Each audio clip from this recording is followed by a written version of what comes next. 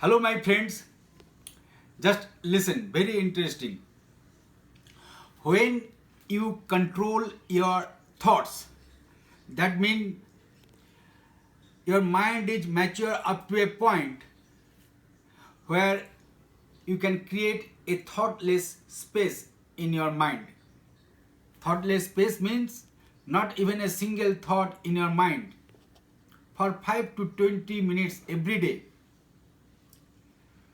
Then lucid dreams start coming in your sleep. Lucid dreams means you can drive your dream to any direction you like, intentionally and consciously. And these lucid dreams becomes your reality within few weeks, few months. In our higher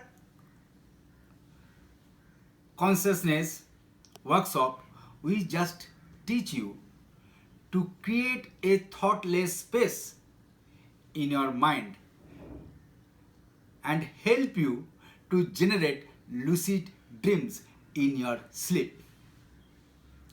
And you will see your life will be phenomenal. Namaste.